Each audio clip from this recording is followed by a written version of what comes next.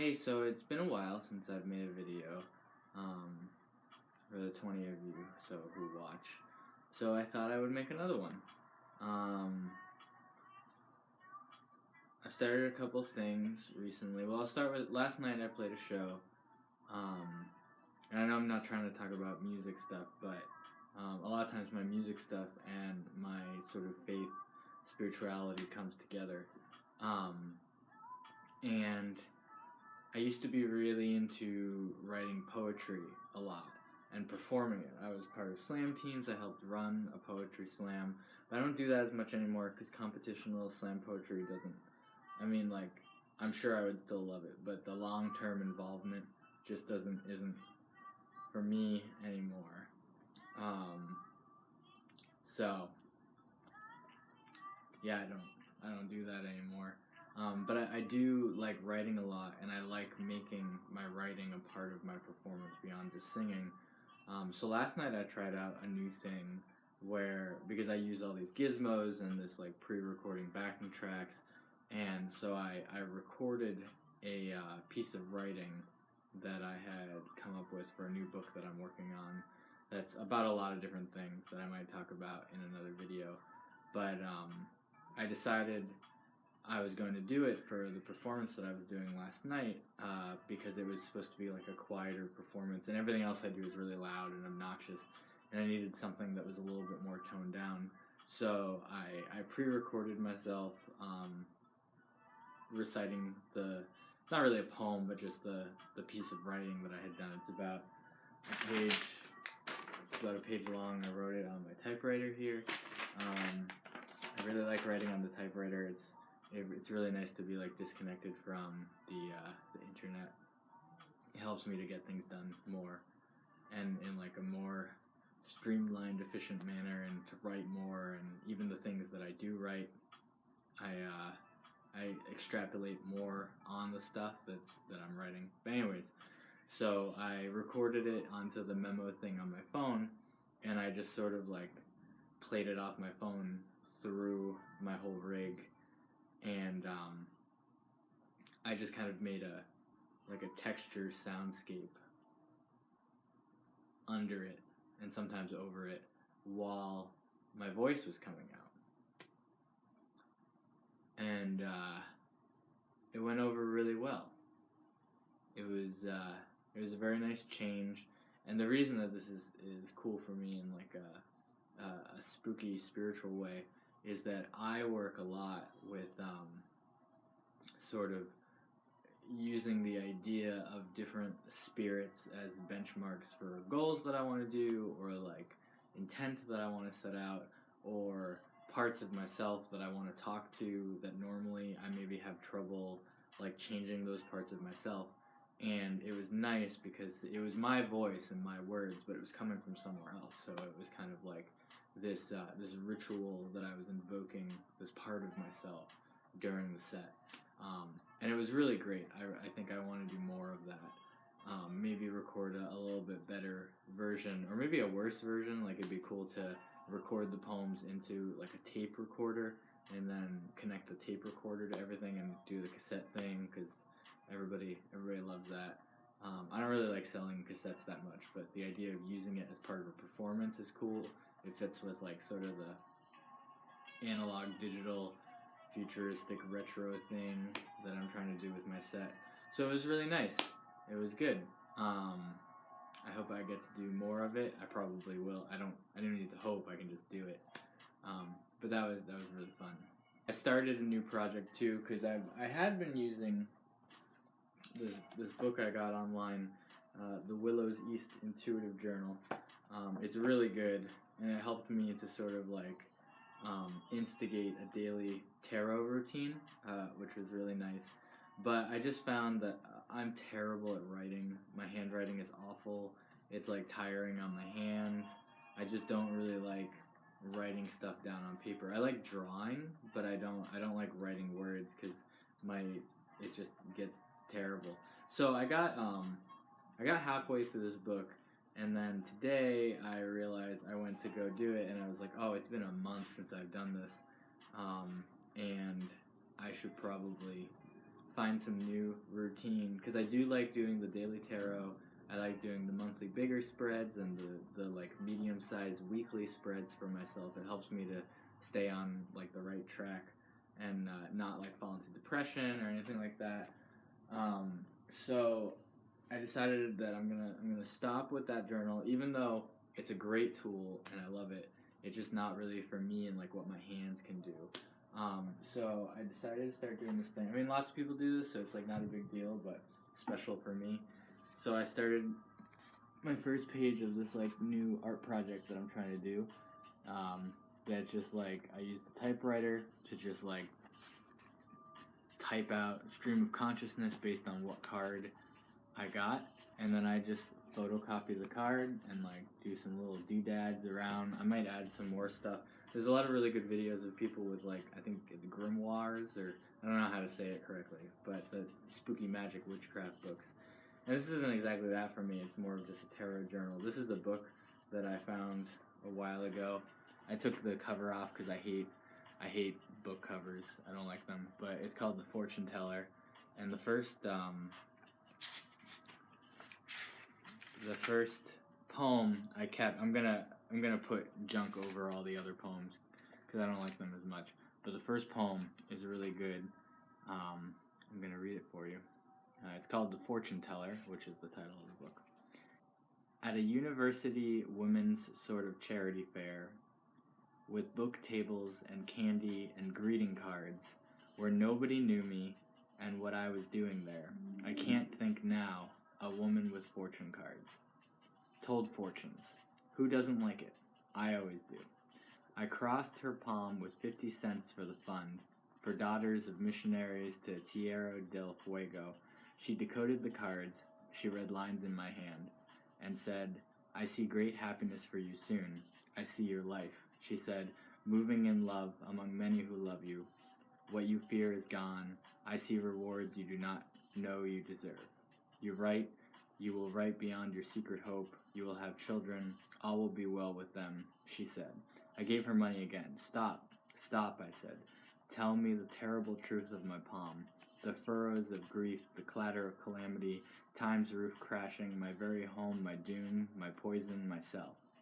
The woman looked at me, costumed, but my kind, our speech the same. Was not gypsy, of course, some college man's wife, like my wife, telling fortunes, a stranger too. Tell me, I said, that nothing I do is safe, that I must fail, must be destroyed, must die, in darkness crying out mother and die unheard. Tell me the worst after worst, what will be taken from me, and what will taken after that, what feared the most, what found out, and I on that broken. She said, nothing will be taken, you walk in light, your cry is heard, your mornings remember yesterdays of peace, and close with you come, early and late, of the unseparated in your love, these. Who was she? Nobody. Everyone so sure about this. Fortune, a mirror, your hand, yourself, she said. But I was saying it. It was in my mouth a noise, as if I had been dead, and now was not dead. So, I like that poem a lot. I mean, it's not like the greatest written poem ever, but it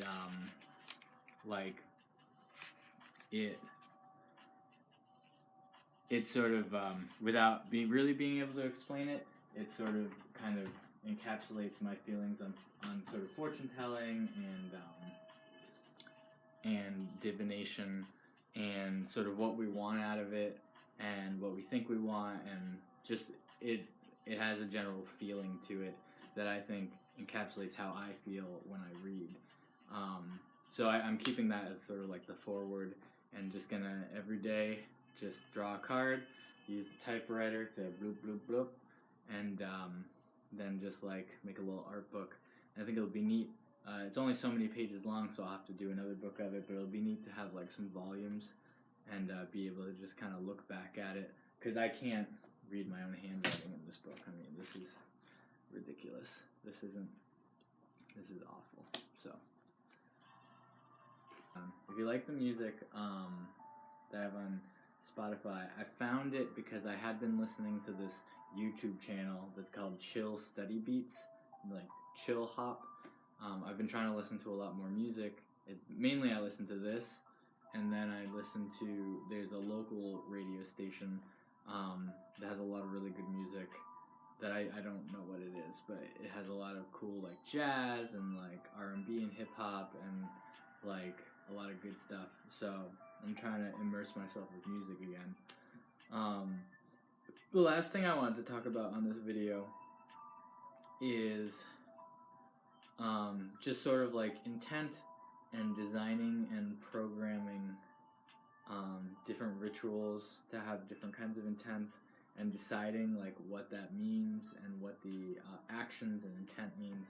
So I'll start with an example. I have this jar. It has some runes on it and some sigils and stuff. This jar is my tip jar. It has some stones in it, which I forget the name of, but I have them written down in my book. I don't know how people on YouTube remember like what every stone's name is and what their meaning is, but the ones in this is like prosperity and generosity inside my tip jar. So and I don't even remember what the runes spell out. I mean, I could read it if I took a minute, but I don't want to waste the time on the camera, which I think is useful for spookiness is often about faith and like forgetting and remembering, and that's all part of the magic. So every time I come home, it's mostly just programming for myself. From work, I make tips, and I put the tips directly in here instead of keeping it in my wallet. Some might think this is a somewhat more like mundane sort of just like, oh, you put your tips in a jar so you don't spend them. Everybody does that. But it goes a little deeper for that for me, because I need this sort of fantastic incentive to put the money in, and I do find that the more money I put in here, the more money comes to me through tips. And then the other day I take money out too and put it back in, and it's kind of like you get what you put in, and you put in what you get, so that it goes both ways. But I was coming to a point where I was like, okay, to make an even number, I'm just gonna take all the money out of it. And I was thinking about like, does that break the spell, or like, is it also by taking all the money out, are you creating room for the potential for more money? And it ended up that I didn't need to take like the last $5 out to make it whole, so I just put the $5 back in, and that's kind of like attraction. So it could go either way. It's like, either you can find good reasoning for making any symbolism work in sort of spiritual self-trickery.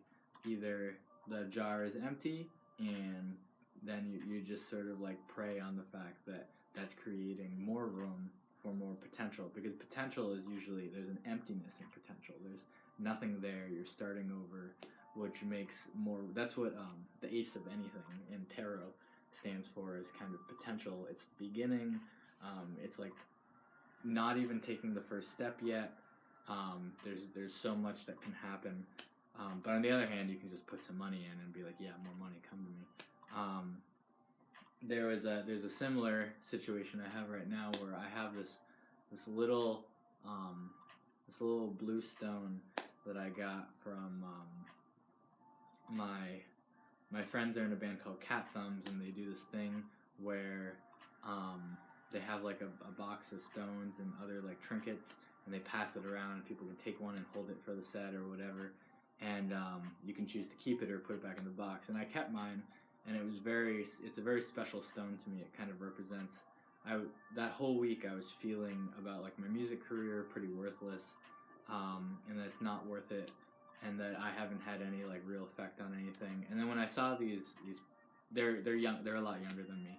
When I saw them play, it was kind of like this thing of like, oh, like I have had an effect through some of these people who, like, when I met them when they were younger, were kind of like just starting out and were like not super confident in doing stuff, and now they're like these super powerful, like, I mean, not really like powerful, like they're not a big band, but like I definitely see power in them, even as like a small band who goes on tour and plays shows when they want to. and they did a good set, and I was very happy.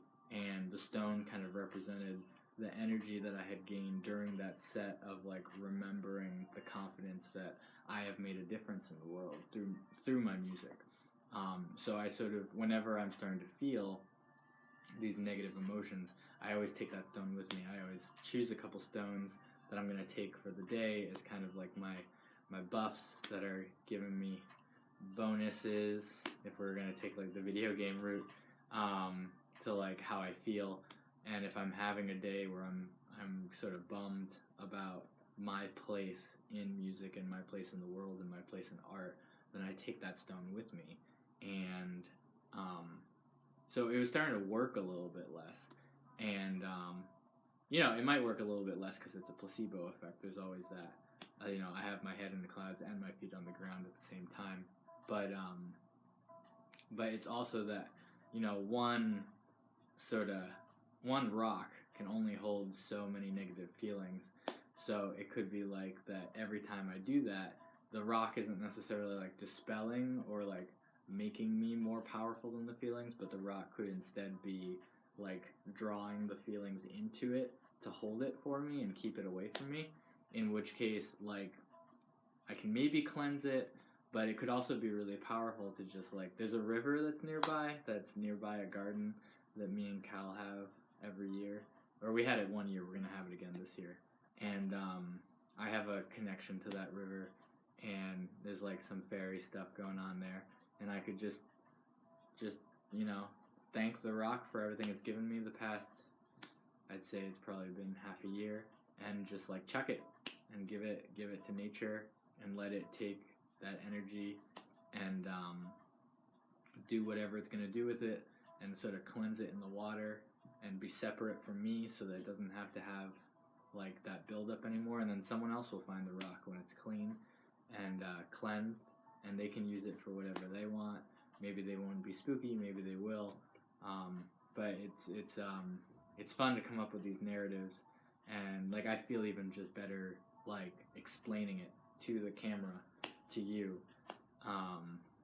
So that's it. There's also, sometime I want to do another video about the idea that in New Age circles, there's sort of like this idea that the Earth knows how to recycle this energy of like negative energy that we give it. And sometime I want to do a video just sort of like talking that out, because I don't know if that's like fair or real or right. It's real if you believe it, but it's also like, who are we to say like what Earth spirits are or what they do, and are we just like dumping our trash on them? But there's also like, anyways, I can do that in another video. Finally, I have something to do more videos about. So, yep, that's all I'm going to talk about for right now. I hope you enjoyed this video. If you're interested in getting a reading from me, I'm starting to do them in person at a shop in Amherst, and Massachusetts. You could live far away, I don't know, but I have a website where I list a bunch of things that I do, and it's RUUNE.net. It's down below, and you can check it out. Thanks for watching.